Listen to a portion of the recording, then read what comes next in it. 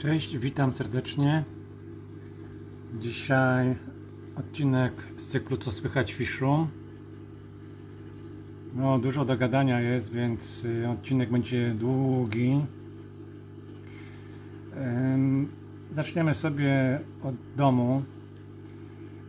To, co pozytywnego tutaj można zaobserwować, to udało mi się zdobyć 2 dodatkowe młode samiczki do moich amek. Tak więc mam młodego samczyka, 3 młode samiczki, no i parę dorosłych ryb. To mój dorosły samczyk, bardzo ładny. Ryby od pewnego czasu się ożywiły, od jakichś, no powiedzmy 2, około 3 tygodni. Dość często ta para ze sobą teraz kopluje, więc mam nadzieję, że jednak samica nie jest bezpłodna i będą młode. Dla tych, którzy nie wiedzą, wspomnę tylko, że po prostu tuż po zakupie samica poroniła młode. To było w noc po zakupie. Rano zobaczyłem młode rybki, z czego się ucieszyłem. Niestety 2 były martwe, 3 była pokryta takim jakby kokonem. No a 2 mi przeżyły, no i pływają sobie do teraz. Jak widać, baniak dość dobrze wszędzie. Pokazywałem go niedawno w przeglądzie zbiorników. Oczywiście jak to low-tech na oknie, glonki są, ale nie ma inwazji. Zadziwiające to jest, bo zaraz Wam pokażę 2 low-techy obok, mniejsze. Ten tutaj ma 60 na 30 na 30. Wydaje mi się, że to jest najmniejszy rozsądny rozmiar low-techu na oknie. Czyli takiego, w którym jest tylko naturalne oświetlenie, nie ma grzałki. Jedyne co z techniki mam, to filterek gąbkowy, żeby był ruch wody. No i żeby wciągał jakieś paproszki. Tak poza tym, no full natura. Ryby naprawdę dobrze się tutaj czują. Mają świt, mają zmierzch. To naprawdę jest świetne. Bardziej, że to bardzo rzadki gatunek ryb żyworodnych. Ameka splendens, nie występująca już w naturze, więc no, dla mnie jest to olbrzymia odpowiedzialność. Chciałbym je rozmnożyć i wysłać dalej do kolejnych ludzi, którzy chcą hodować te ryby. Już wspominałem wielokrotnie, w tym widzę sens akwarystyki. Miałem, może nie to, że niedawno, ale jakieś 1,5 roku temu miałem poważny kryzys moralny. Szukałem sensu w tej mojej akwarystyce. No i sensem dla mnie jest właśnie hodowla tych różnych szarych rybek. No bo firmy ich nie namnażają, ponieważ są szare, w kropki, w paski lub jakieś tam centki. No i zazwyczaj nie są to proste gatunki do hodowania. Ten tutaj lubi podgryzać inne ryby, no i potrafi być agresywny.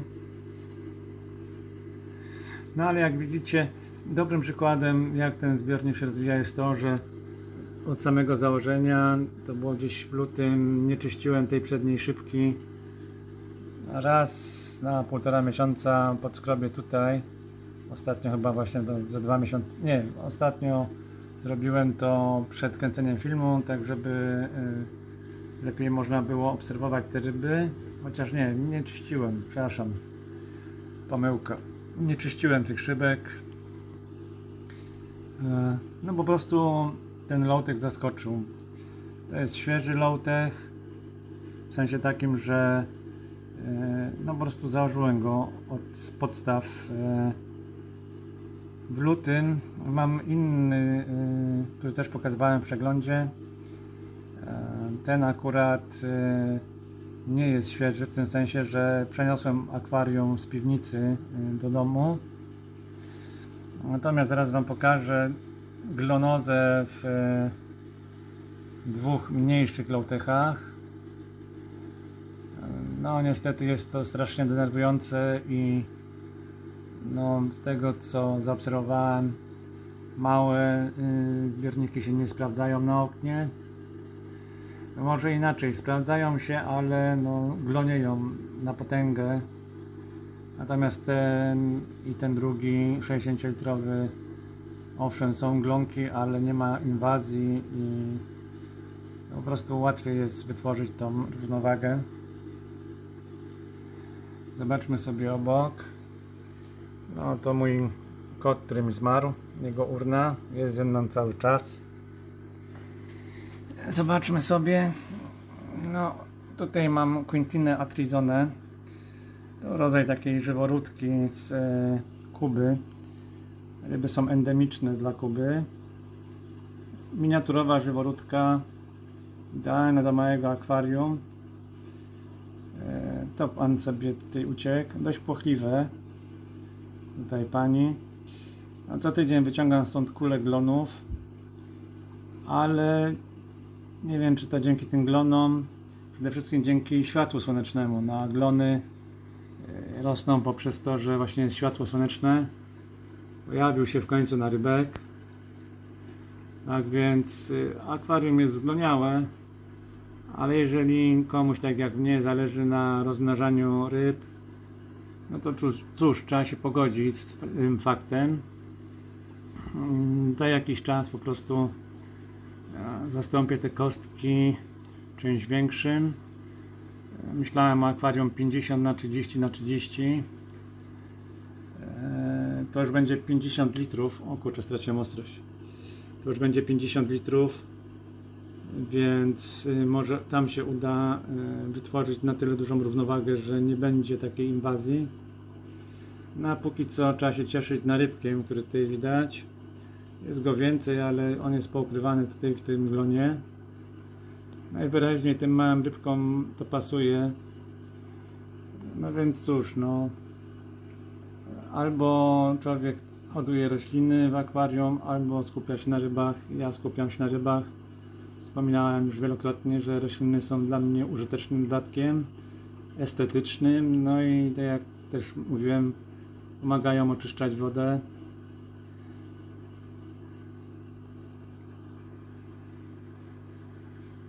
Ten low-tech założyłem jakieś 3-4 miesiące temu, momentu, no gdzieś przełom marca, kwietnia, może no coś takiego, może połowa kwietnia, przepraszam, może połowa marca. Co mogę powiedzieć? No mogę powiedzieć na pewno tyle, że mech zdrojek no niespecjalnie się nadaje. Przynajmniej w moim wypadku glonieje mi tutaj na potęgę. No cóż, mówi się trudno, no ale ważne, że ryby dobrze się czują i mam upragniony narybek. O, tu jest samica. To jest maksymalny rozmiar tej samicy, ona już nią rośnie, samczyk też już nią rośnie.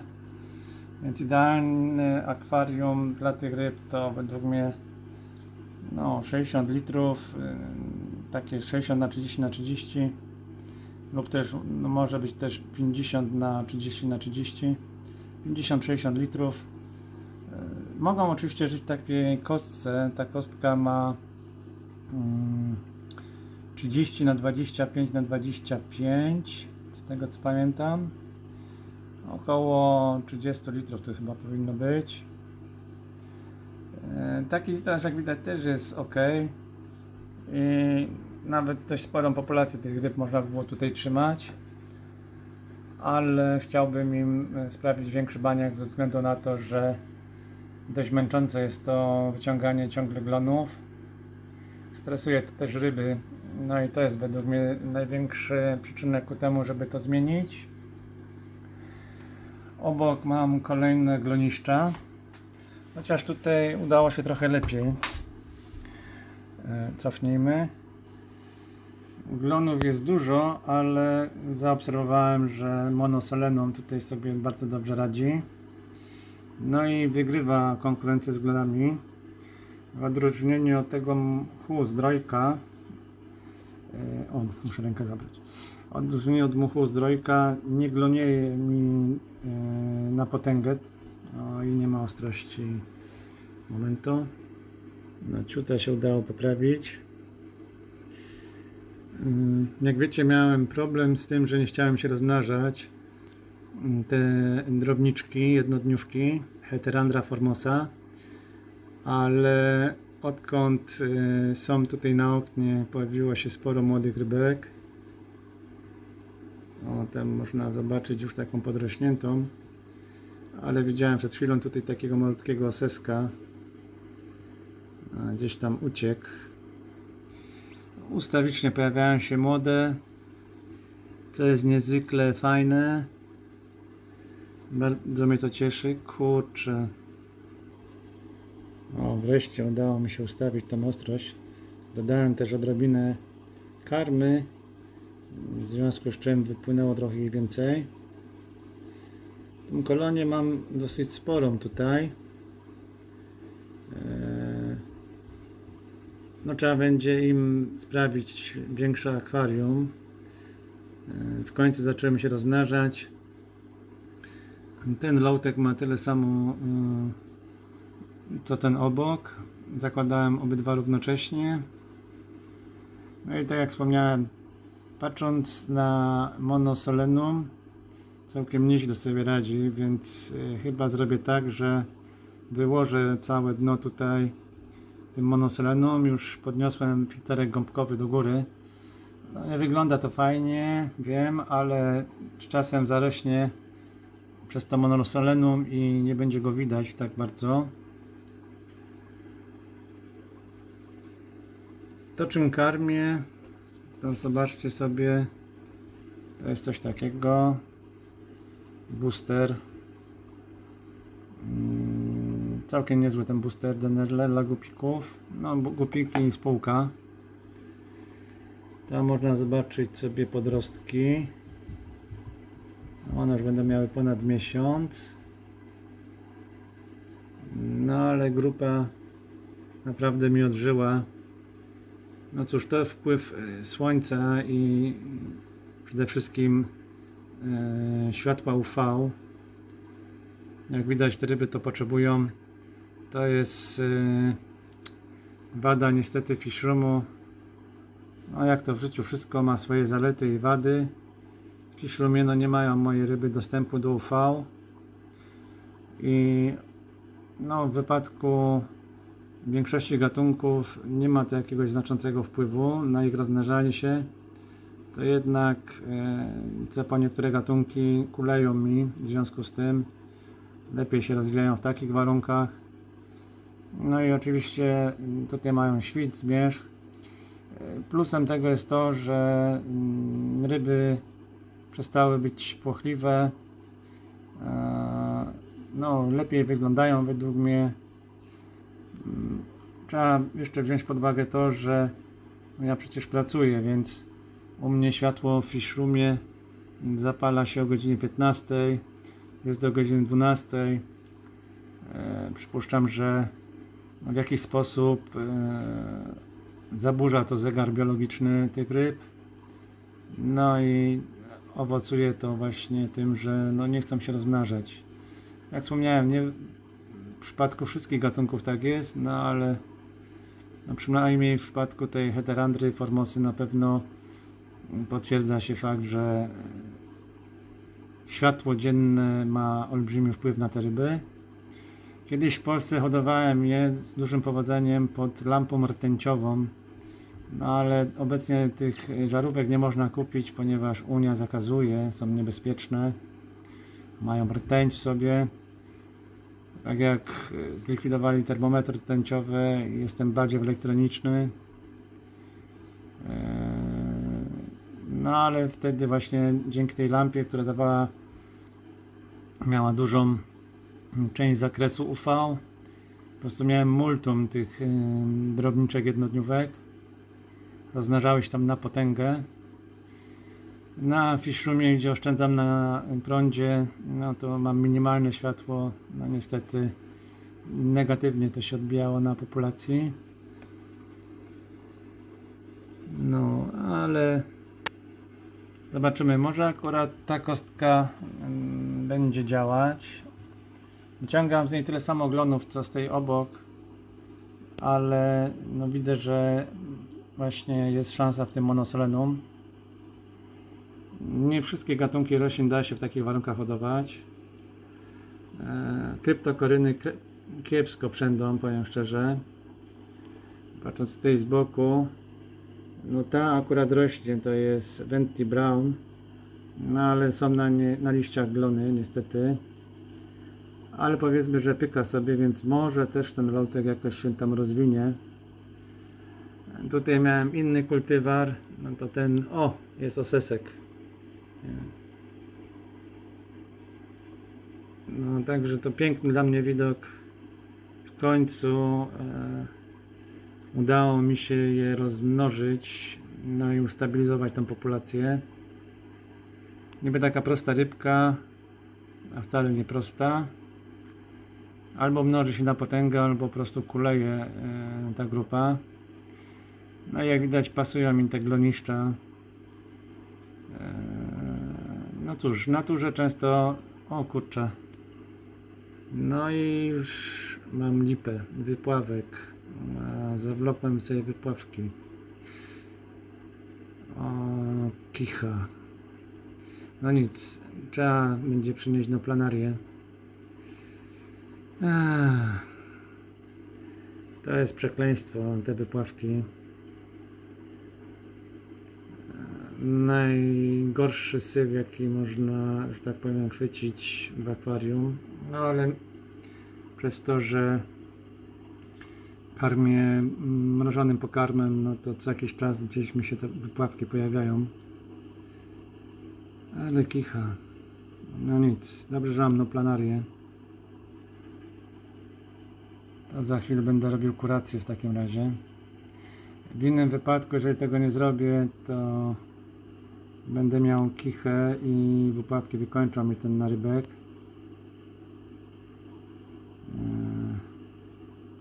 Zawsze coś. Ale dobrze, że kręcę dzisiaj film, bo tak to bym go nie wypatrzył. Musi być ich niewiele, skoro tylko jeden łazi. Więc trzeba kuć żelazo póki gorące. No tak to jest. Przeszedłem już chyba wszystko w akwariach.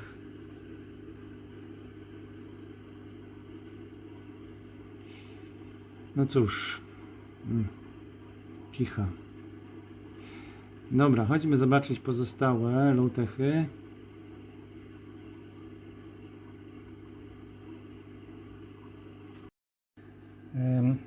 Tutaj chciałem Wam pokazać właśnie ten preparat no planaria. Niestety jest drogi, takie opakowanie tutaj w Niemczech kosztuje 50 euro.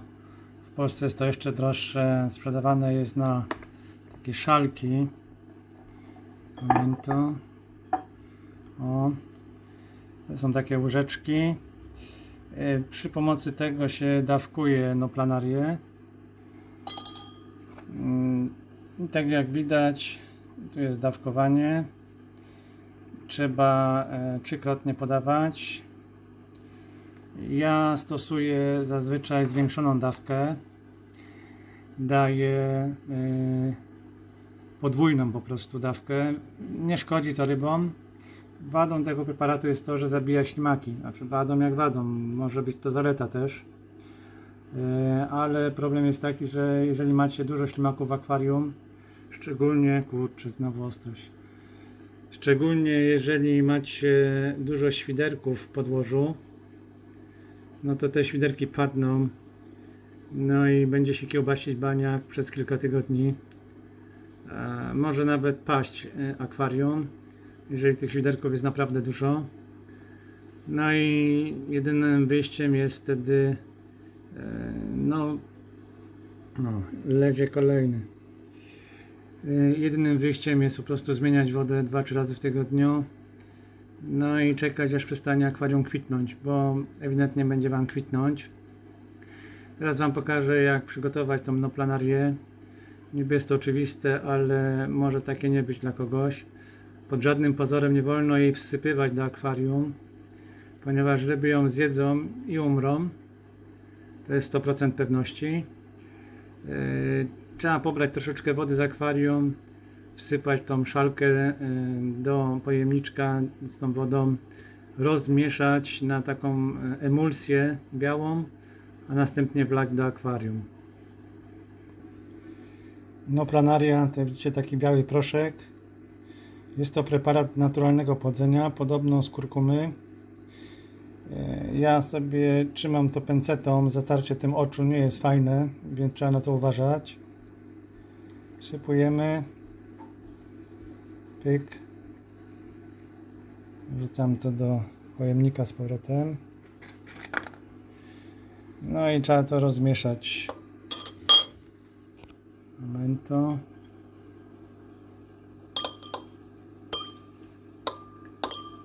Dość łatwo się to daje rozmieszać. Jeżeli Wam ta noplanaria zgrudzieje, to znaczy, że dostała się wilgoć i ona się już do niczego nie nadaje. Także pojemnik musi być cały czas szczelnie zamknięty, tak żeby wilgoć nie miała dostępu. Należy poświęcić temu mieszaniu nawet minutę, dwie. Niech to się dobrze rozbełta. Preparat jest nieszkodliwy dla ryb sam w sobie, o ile zostanie przygotowany w ten sposób. Jeżeli zostanie wsypany, to tak jak powiedziałem, ryby umrą. No i teraz wlewamy. Zwyczajnie wlewamy. Powtarzamy to przez 3 dni. Jutro dostaną połowę dawki. No i ostatniego dnia 1/4. Dam ją też obok, no bo skoro są obok siebie te dwa baniaki, jak czyszczę, używam tych samych narzędzi, więc możliwe, że tutaj też już przeniosłem. A skoro pojawił się narybek, no to nie ma co czekać, tylko trzeba to zrobić. Preparat się rozejdzie po akwarium. No trzeba się liczyć z tym oczywiście, że będzie zmętnienie wody. Po dawkowaniu 4. dnia trzeba wymienić wodę. Działanie tego preparatu polega na tym, że wypławki, no i ślimaki przy okazji też, dostają skurcz żołądka, nie mogą się odżywiać, no i umierają z głodu. Jakkolwiek ślimaków wymierzałem, tak wypławków bynajmniej. Najczęstszą przyczyną właśnie tego, że wymiera Wam narybek w akwarium, właśnie z obecności wypławków. Rzadko kiedy można je zaobserwować w ciągu dnia. Są przede wszystkim aktywne w nocy. W nocy ich nie widziałem. Dobrze, że dzisiaj kręcę film, bo je wypatrzyłem.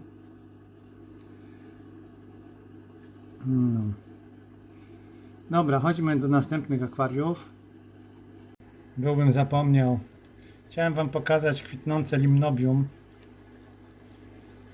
W piwnicy mi się to nie udaje. Nie chce mi zakwitnąć, a tutaj przy świetle dziennym bardzo fajnie zakwitło. Bardzo mnie to cieszy. Każdy kwiatek mile widziany. Jesteśmy w drugim pokoju. Tu jest kolejna bateria moich low-techów.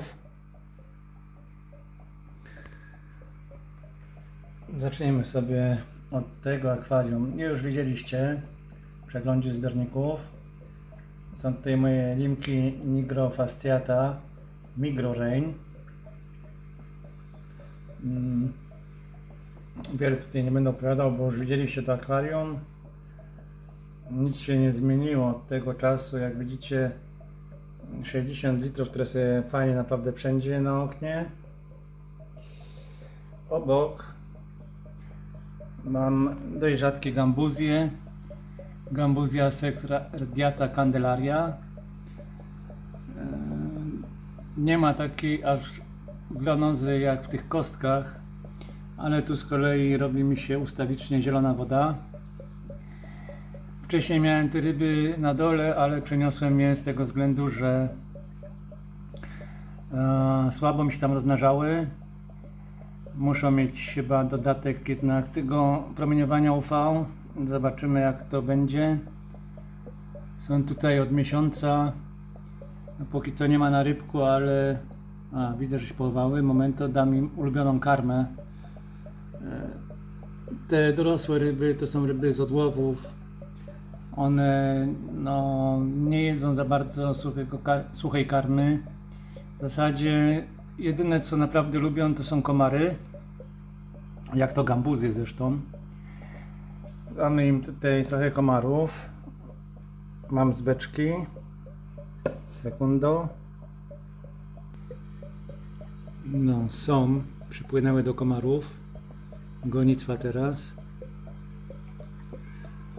Mam tutaj grupę dorosłych plus kilka młodych ryb, które w zimie się urodziły w Fiszrumie. Miałem 2 wylęgi. Ciężko jest odchować ten narybek, może dlatego właśnie, że potrzebuje promieniowania UV. O, samczyki goją za samicą. Tak wygląda dorosła samica. No, gdyby nie ten zielonkawy odcień wody, to byłoby widać takie brążki na ogonie, ale ogólnie rzecz biorąc są to szare rybki. Naprawdę rzadkie i warte hodowania i rozmnażania. No bo nie ma szans, żeby takie szare rybki jakaś firma handlująca rybami hurtem rozmnażała. Wolą kolorowe gatunki, które przyciągają uwagę początkujących akwarystów. No ja tak jak wspomniałem, no, staram się właśnie hodować te rzadkie gatunki.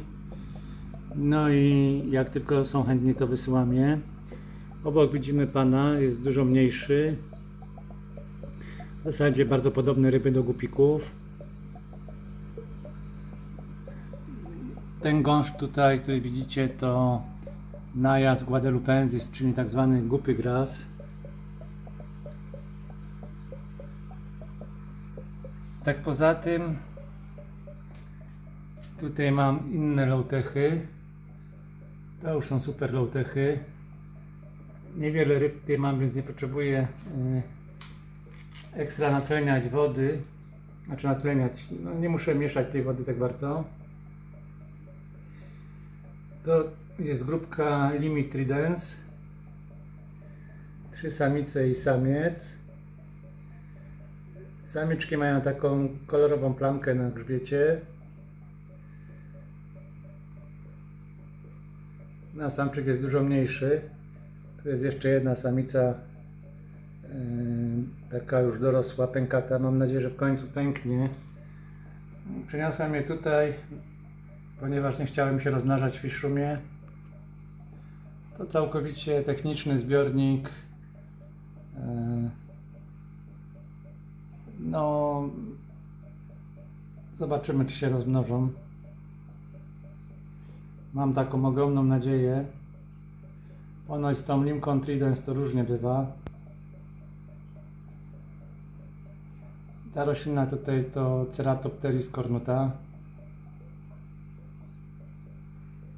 Ta samica u dołu powinna już niedługo się okocić. Jest naprawdę pękata.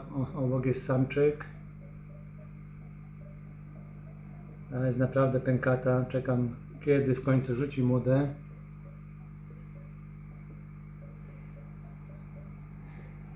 Kolejny z tych super low-techów to Poecilepsis gracilis jaletepek. Tak te rybki wyglądają. Niestety odbija mi się tutaj. Też tutaj mam mek zdrojek, ale tu też mi zaczyna glonieć. Więc jednak nie pasują mu takie warunki. O, mam tylko parkę tutaj.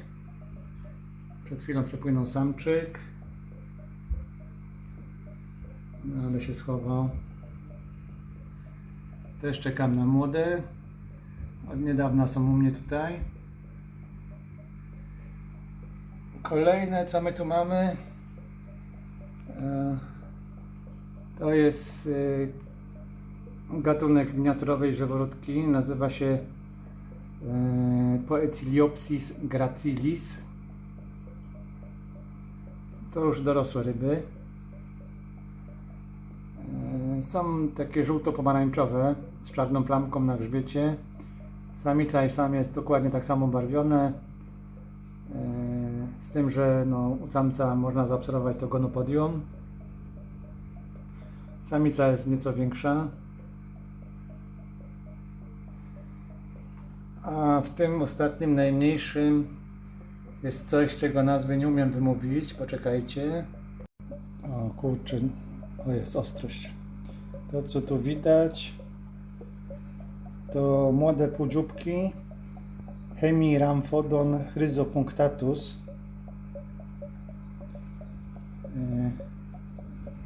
5 sztuk wyciągnąłem, 4 żyją. Karmię je artemią i najdrobniejszymi komarami, które przesiewam przez sitko. No to jest wielka ciekawostka. One bodajże pochodzą z Celebesu. No ale nie mogę dobrze uchwycić ostrości, kurde. O, teraz lepiej. Co ciekawe, jak się rodzą, nie mają tego dziobu. On się dopiero stopniowo zaczyna rozwijać. To dość trudne ryby, bardzo rzadkie. Może tutaj będzie lepiej. O. Ale kicha. Ciężko filmować, aparat skupia się na tych niezjedzonych jajkach artemii. Problematyczne jest to, że one tylko z powierzchni pobierają karmę. Tu jest jeszcze jeden. One tylko z powierzchni pobierają karmę.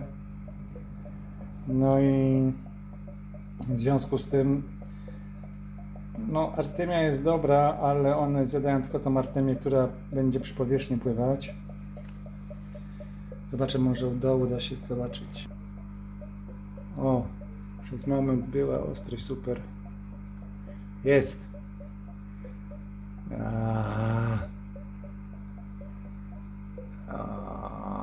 Moment. Jest, udało się w końcu. Może uda się jakieś zbliżenie zrobić. No i straciłem ostrość. No przez moment je widzieliście, ale ciężko mi się tutaj filmuje.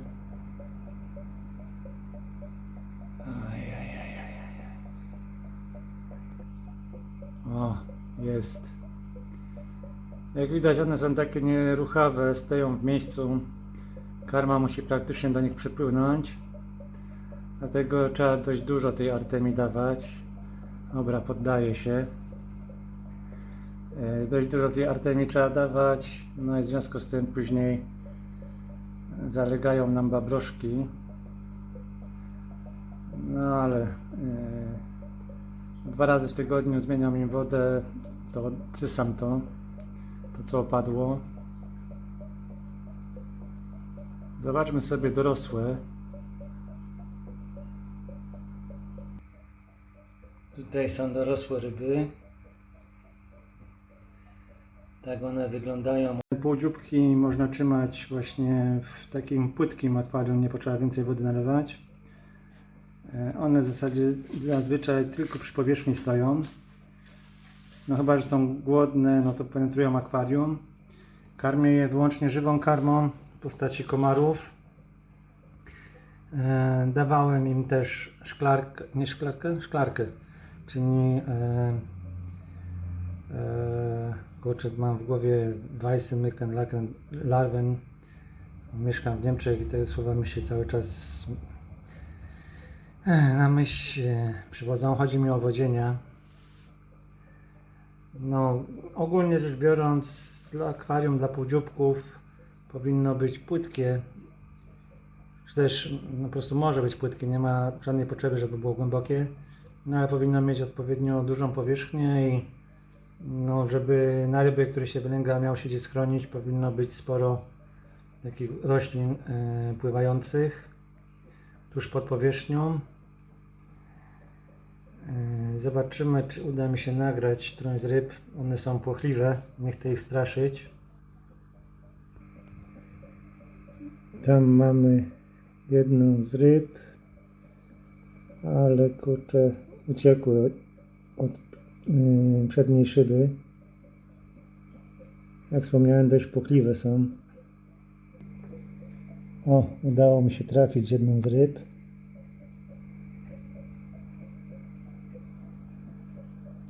Oczywiście to akwarium to zbiornik techniczny. Nie robiłem tu żadnego wystroju ani nic. Prawdę powiedziawszy, dopóki tych ryb nie zdobyłem, to nic o nich nie wiedziałem. Półdzióbki to ryby oczywiście żyworodne.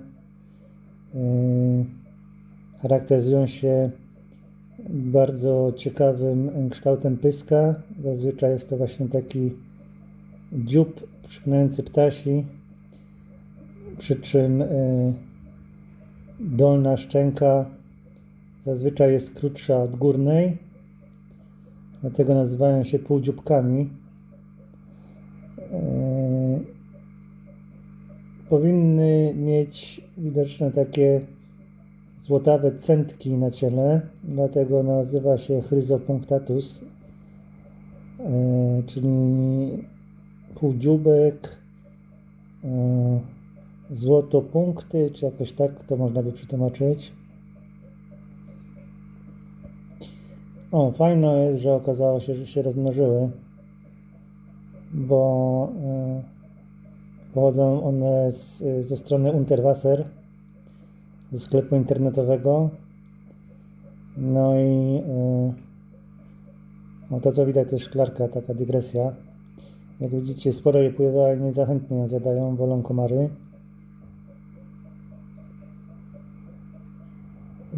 Pochodzą właśnie ze strony internetowej, gdzie wypatrzyłem. No i cóż, fajno, że jest przychówek już od nich.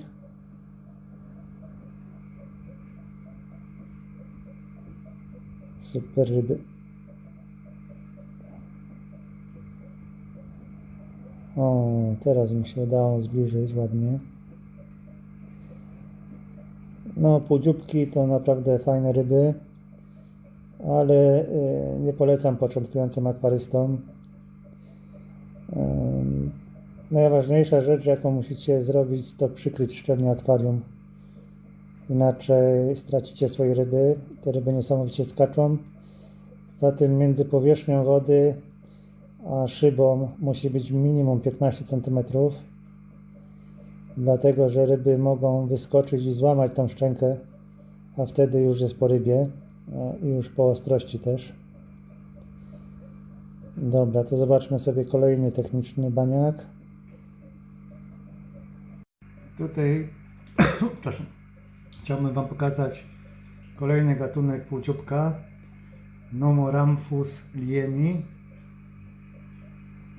Jest tutaj para ryb. To akwarium akurat jest towarzyskie. No i te ryby tylko przez chwilę tutaj będą. To jest pani, a pan, gdzie on sobie popłynął, a tu jest pan. Ciekawostką jest właśnie to, że ta dolna szczęka jest tak charakterystycznie zagięta w taki haczyk. Należy je karmić tak jak inne półdzióbki, tylko i wyłącznie żywą karmą. Ale ogólnie rzecz biorąc, jak widać, można je trzymać z innymi rybami. Z tym, że jeżeli zależy nam na rybku, no to samicę tuż przed porodem należy przenieść do osobnego zbiornika. W stylu tego, który widzieliście przed chwilą. Ja muszę się posiłkować karteczką, bo nie mogę tych nazw wymówić. Hemiramphodon chryzopunctatus. Tak poza tym w tym baniaku cofnę. O kurczę. Tak poza tym w tym baniaku no, mam mieszankę różnych gatunków ciekawych. Jest to techniczny baniak, zbieram sobie w nim różne kamyki, które mi się podobają. No i sadzonkuję sobie anubiasy i mikrozorium na kamieniach. tak żeby mi przyrosły. Te tutaj duże anubiasy to Anubias barteri. To jest część emersji z mojego akwarium, gdzie jest Hemichromis lifalili. To sobie na koniec zobaczymy. Znaczy na koniec tego, co tutaj pokazuję w domu. Tak, poza tym, jeżeli chodzi o inne gatunki ryb tutaj, no to mam żyrardynki. Girardinus metallicus yellow belly. To jest samica. Samica jest dużo większa od samca. Zaraz sobie znajdziemy samczyka. O, to jest samczyk. Co ciekawe, te samczyki mają niezwykle długie gonopodium. Może być długości połowy ciała. Należy uważać przy odławianiu ich, ponieważ można im uszkodzić to gonopodium. Te mieczyki, które tutaj widzicie, to jest mieczyk Hellera, forma Guenteri z rzeki Atoyac. Helleri Guenteri Rio Atoyac. Następna ryba, która tutaj jest, to Poecilla salvatoris, czyli tak zwana Liberty Molly.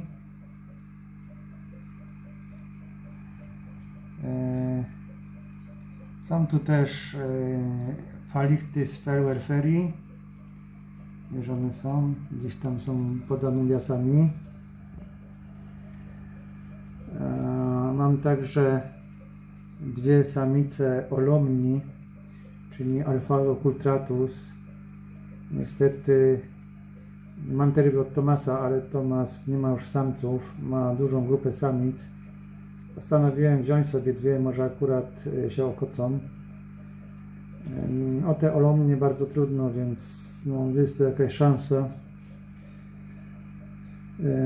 Zobaczymy, może się uda akurat. Jak już będą naprawdę grubaśne, to przeniosę je. O, widać, obok są dwie. Samczyk jest o połowę mniejszy od samicy, a jeżeli chodzi o masę, to bym tak powiedział, że 3-4 razy mniejszy.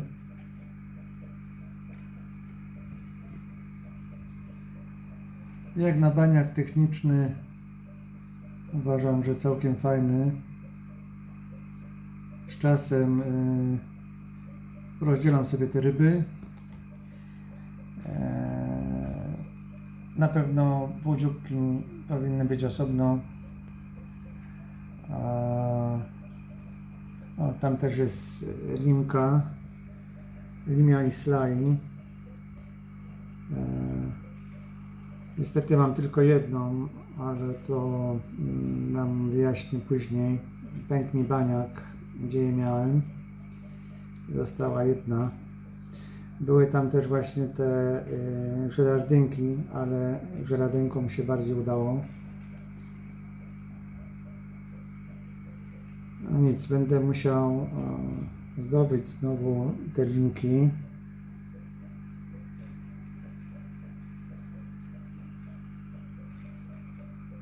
Zobaczymy, co z tego wyjdzie, ale no, Tomas i jego sklep jest nieoceniony. Wiem, że ma te linki w sklepie, więc jak będę po wypłacie, to sobie kupię grupę. Chodźmy dalej. Otóż i kolejny z moich technicznych zbiorników.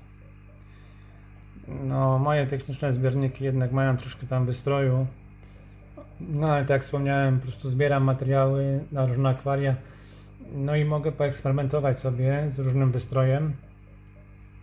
Jako że jest to zbiornik techniczny, no to można tutaj dokonywać różnych zmian. No i można sobie osiedlać rośliny na kamieniach, tak jak to tutaj mikrozorium przyrasta do kamieni. Jest też na korzonku.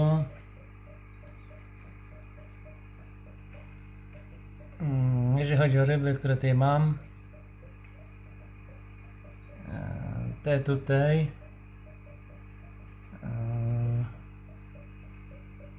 momentu, Na jakąś bym zbliżył. Chwileczkę.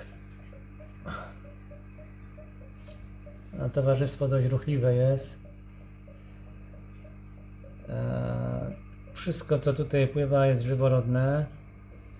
To na przykład samczyk Limi vittata, a to co płynęło teraz obok to samica Ateniobius toweri.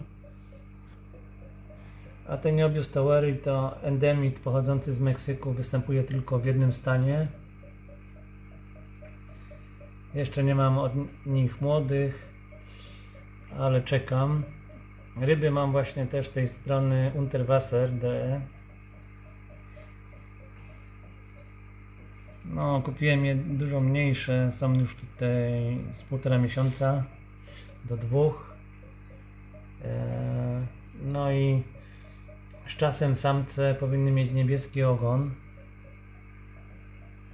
O, to co teraz spłynęło to chyba będzie samiec.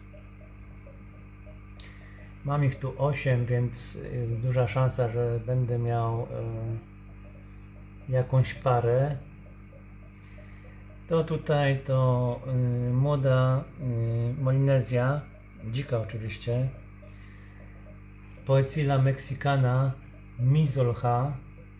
Mizolha to słynne wodospady w Meksyku.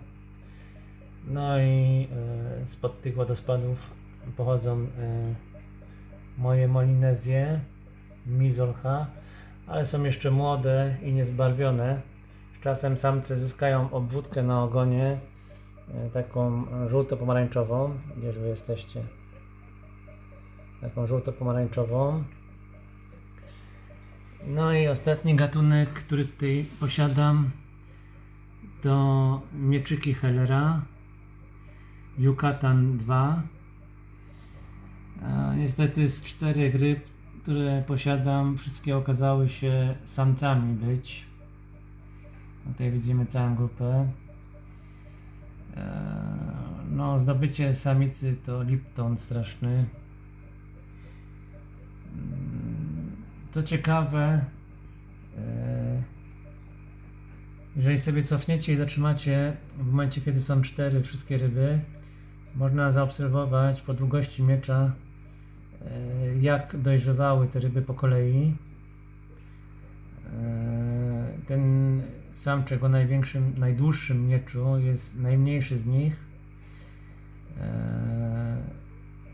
a reszta dopiero rosną im miecze i w efekcie urosną większe od tego, który pierwszy wystartował. Te późne samce mieczyków są zawsze większe, zawsze masywniejsze i w zasadzie ten, który ostatni dojrzewa, później zostaje samcem alfa. No, liczyłem jeszcze, że ta 4. ryba będzie samicą, ale widzę, że no, ta płetwa odbytowa zaczyna się przekształcać w gonopodium i jak się przyjrzeć płetwie ogonowej, to zaczyna rosnąć miecz. Piękne mieczyki, naprawdę piękne. No ale cóż z tego, jak nie mam samicy. Strasznie nad tym ubolewam. Jest jeszcze szansa, że zdobędę samicę od Tomasa, bo widziałem w jednym z akwariów u niego 2 ryby, ale jedna jest jeszcze bardzo młoda. Trudno powiedzieć, co z tego wyrośnie. Druga to z pewnością będzie samiec. W przyszłym tygodniu wezmę wypłatę, więc wezmę tą jedną rybę jeszcze. No ale zobaczymy. Jak będę miał pecha, to będę miał 5 samców. No trudno, szkoda, bo naprawdę forma jest no, przepiękna. No i cóż, tym sposobem dobiegliśmy do końca tego, co tutaj w domu. Pokażę wam jeszcze lampę, tą, o której się chwaliłem, że zdobyłem za 21 euro. Zobaczcie sobie. 2 akwaria metrowe oświetlam taką lampą długości 1,50 m. Zapłaciłem 21 euro za nią. mogliście zobaczyć rośliny, które pod nią rosną. Nie wyglądają one źle, a w związku z tym po co przepłacać i kupować jakieś firmówki. Ona jest razem z obudową za 21 euro i ze świetlówką. Tą świetlówkę możecie swobodnie wymienić na inną świetlówkę LED. Są specjalne świetlówki LED dedykowane do roślin. To pokażę na dole w Fishroomie takie świetlówki. One mają czerwone pasmo, znaczy są czerwone i białe LEDy w jednej rurze. No i taka rura kosztuje oryginalnie około 10 euro, od 10 do 15 euro. Co uważam za bardzo tanie, bo jeżeli chcielibyście kupić firmową rurę długości 1,50 m, to myślę, że 200 euro to mogłoby być mało. Także no naprawdę bardzo oszczędne. Dobre światło pobiera 18 W, czyli 18 W na 2 metry to nam daje po 9 W na zbiornik. Mam to taki sposób ustawiony, dlatego że tu z tyłu są tylko kamienie, tam jest kryjówka dla antistrusów, bo nie wspomniałem, są tutaj Webmustery, ale że ich dzisiaj nie widać, no to nie ma sensu o nich gadać. One się pojawiają tylko w nocy. Polecam Wam takie świetlówki LED. Myślę, że w Castoramie bez problemu takie same dostaniecie. To jest no name, czyli bezfirmówka jakaś, no jakieś tam firmy to jest, ale żadnej znanej, po prostu zwykła lampa można powiesić sobie w piwnicy do oświetlania, ale bardzo tania obudowa plus, jak mówię, żarnik 21 euro. To nie są jakieś duże pieniądze, jeżeli chodzi o sprzęt akwarystyczny, a robi ta lampa swoją robotę i czegoś więcej trzeba. Nie ma sensu przepłacać, skoro można po taniości zdobyć lampę, która w 95% spełnia wszystkie wymagania. Jeszcze raz sobie zobaczcie, no, czy to źle wygląda. To, co tutaj widzicie, to jest ten nasz europejski lotos, czy też grzybień. Zobaczymy, czy zakwitnie tutaj. Jeżeli zakwitnie, no to będzie to ostateczny dowód tego, że to wszystko działa jak trzeba. Ale według mnie światła jest wystarczająco. Może jakieś rzadkie, trudne odmiany roślin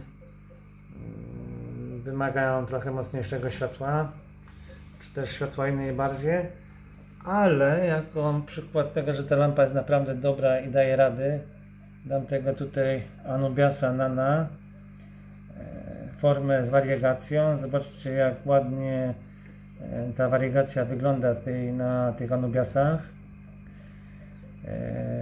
Ładne białe ciapki, naprawdę to się tworzy tylko przy mocnym świetle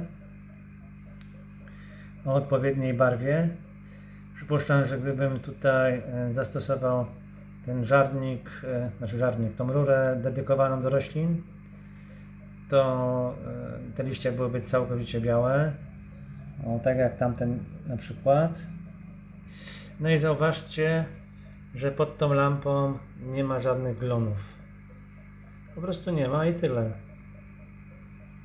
Także no kombinujcie, bo to zwykłe takie techniczne oświetlenie wbrew pozorom jest dobre. Po co przepłacać? Sama obudowa do lampy akwariowej kosztuje 3, 4, 5 razy więcej, a tutaj dostajecie lampę z obudową. Tak więc no, uważam, że to bardzo dobry pomysł był. Jeszcze jeden Wam pokażę zbiornik techniczny, bo byłbym zapomniał całkiem.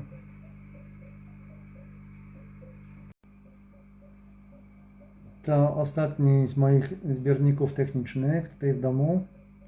Póki co, bo pewnie coś jeszcze porobię. To, co widzicie tutaj, to są platki. Jedna z najładniejszych odmian dzikich platek, La Laguna. Xiphophorus variatus La Laguna. Długo ich szukałem, ale dzięki mojemu koledze Przemkowi w końcu je mam. Są od niedawna w Fiszrumie. Przyszły 4 dni temu do mnie, a przepraszam, nie 4, tylko 3 dni temu. Na razie wszystko z nimi dobrze. Samice pękate, więc myślę, że wkrótce jeszcze przybędzie mi na rybku. No i cóż, teraz trzeba szukać kolejnych, ale te kolejne to jeszcze bardziej ekstremalnie trudne do zdobycia są w porównaniu do tego, co posiadam, a posiadam naprawdę rzadkie ryby. No ale na tym polega zabawa. Gdybym wszystko od razu zdobył, no to byłoby już nudno. Zauważcie, że kształtem ciała różnią się od tych takich typowych platek sklepowych. No i naprawdę fajnie ubarwione są. To oczywiście pani. No, jestem bardzo, bardzo szczęśliwy, że w końcu je mam.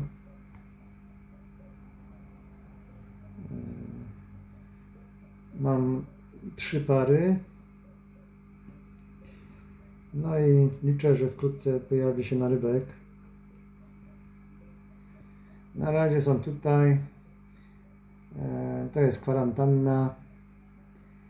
No i zobaczymy. Może na kwarantannie już się coś wylęgnie. To oczywiście komary.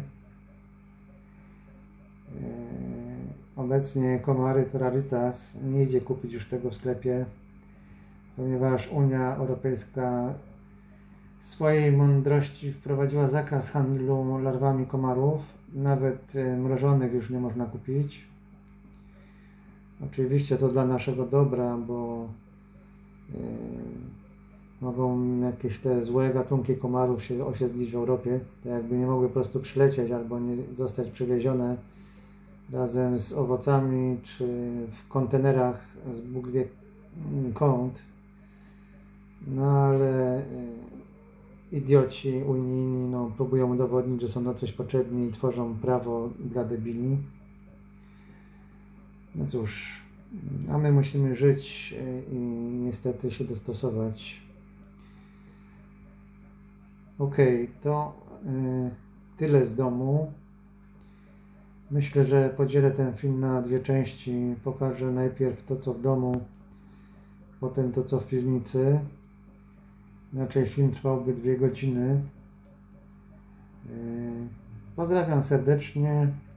Część druga powinna się ukazać albo dziś wieczorem, albo jutro do południa. Życzę Wam miłej niedzieli i do zobaczenia w następnym filmie.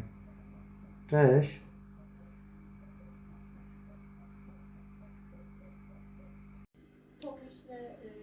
Jesteśmy teraz w paludarium. Ajajaj. No nie ustawię bardziej ostrości. Ostatnio jak robiłem filmik tej z paludarium, no samiec nie chciał się pokazać swojej okazałości. Teraz możecie zobaczyć, jak jest kolorowy. Niestety siedzi w cieniu, więc też nie widać w 100% tych jego kolorów. No ale porównajcie sobie teraz te ryby do... No, porównajcie sobie tą rybę do tego, co... chodzi mi o tą formę złotą. Tego, co można kupić w sklepie. To oczywiście jest szczupieńczyk pręgowany. Dzika forma. Nie wiem, skąd pochodzi. Wiem tylko, że jest dziką formą. No, fajne, że udało się go teraz uchwycić w tych wszystkich kolorach. Dużo bardziej kolorowe od tych hodowlanych. No i co dla mnie jest dziwne, bardzo trudne do zdobycia w handlu, pomimo tego, że dużo ciekawsze. No, przepiękne ryby. Mam sporo młodych ryb od nich. Niektóre już takie ponad 3 cm. Bardzo się z tego cieszę, dość długo ich szukałem. No a jak wygląda paludarium? Od ostatniego filmu niewiele się tu zmieniło. O kurczę, w tle idzie mi filmik. Kurczę, miałem włączony komputer w tle. Mam nadzieję, że YouTube się do mnie nie doczepi o to. Byłaby lipa, musiałbym film przerabiać. A nie, zobaczymy. O, Paludarium Constance. Jeżeli o oświetlenie chodzi, tutaj mam dwie lampy LEDowe. Każda z nich daje 12 W. Jak widać, można oświetlić całe paludarium. No i w miarę dobrze wszystko rośnie z tego co widać. Na temat paludarium nie będę więcej się tutaj rozczulał, bo widzieliście je niedawno w dedykowanym filmie. Zobaczmy tylko co dalej w pozostałych moich akwariach, które tutaj mam w domu.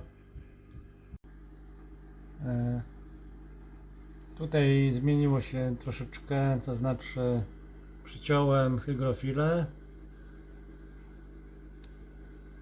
No już wyrosła ponad powierzchnię, więc trzeba było to zrobić. A z rzeczy, które chciałem Wam pokazać, bo w filmie dedykowanym tego nie pokazałem, pokażę Wam burzę z błyskawicami tutaj w akwarium.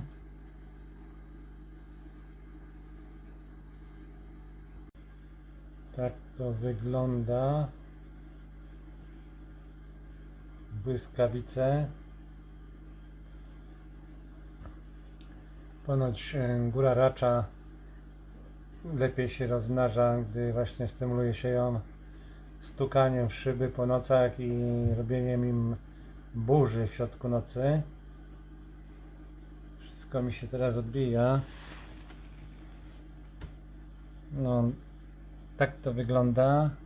Sorry za odbicia, no ale kręcę w ciągu dnia i teraz widać całe moje łóżko, które jest obok.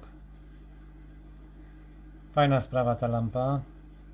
Naprawdę ma masę efektów.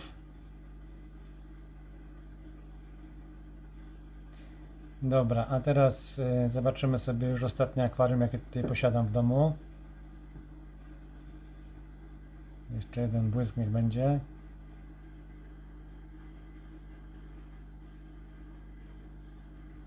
Super. Oczywiście można też ustawić częstotliwość tego błyskania i tak dalej. Naprawdę ta lampa ma multum funkcji. Polecam. Lampa z Fluvala. To moje akwarium z czerwieniakami. No chyba widać na pierwszym obrazku. Hemichromis liphalini, endemit rzeki Kongo. Przepraszam, że widać moje łóżko, ale kręcę w dzień, więc nie chcę czekać do wieczora. To akwarium i tak szczegółowo omówię w jednej z części przeglądu zbiorników. Natomiast dzisiaj chciałem Wam pokazać, co się stało. Wcześniej miałem tutaj emersję z anubiasów, a jak widzicie musiałem ją ściąć z tego względu, że miałem inwazję mszyc. Jak wiecie, pokazywałem to jakiś czas temu, zalęgły mi się mszyce. No i w pewnym momencie podnoszę, to było jakieś 1,5 miesiąca temu, podnoszę pokrywę na tam po prostu czarno od mszyc. No i nie było wyjścia, ściąłem całą tą emersję. Część jest w jednym ze zbiorników technicznych, co widzieliście. Oczywiście dość kiepsko odbiło się na akwarium. Pierwsze co to zielenice zaatakowały mi kryptokoryny.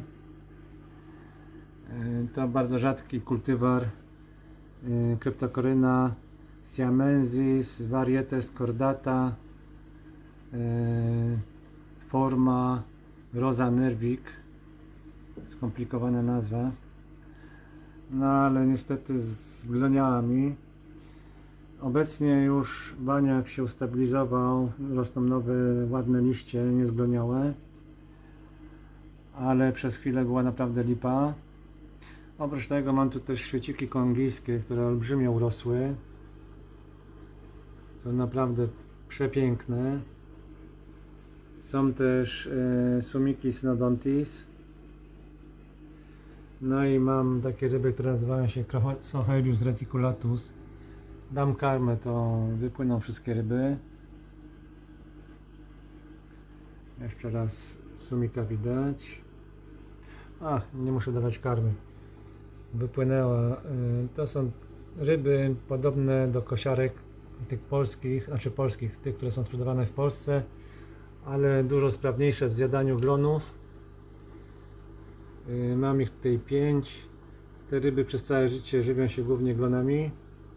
To znaczy, jeżeli mają glony, to jedzą glony, dopiero cokolwiek innego. Dość choleryczne ryby o złośliwym charakterze, typowo brzankowym. Ale generalnie w zbiorniku wszystkie ryby są charakterne, bo świecik kongijski jest też dość agresywny, jeżeli chodzi o to. Nie bardzo się nadaje do mniejszych kąsaczy według mnie. Często się podskubują nawzajem, szczególnie samce. Samca łatwo rozpoznać, to ten z dłuższymi płetwami, bardzo kolorowy. Samica jest mniejsza, no i mniej kolorowa, tak jak tutaj widać na obrazku. Damy im żarcia trochę może jednak. No, nakarmiłem. Można zobaczyć więcej kosiarek. Oczywiście to nie wszystkie. Sumiki zaczynają powoli wypływać. Tam jest kolejny. Oczywiście tutaj widać mój koc. Co ciekawe, zobaczcie jak przekłamuje kamera. I mój kot przyszedł. Chodź. Chodź. Coś chciałem powiedzieć, jak przekłamuje kamera. Ten koc jest szary. Tak lekko pomarańczowy, natomiast tutaj na filmiku widać jakby był fioletowy. No cóż. No ale nie zamierzam filmować swojego łóżka, więc relacje z tego zbiornika zrobimy jako kolejny odcinek przeglądu zbiorników. Będę kręcił z wieczora, więc nic mi się nie będzie odbijać. No, a tak wygląda moja bateria zbiorników.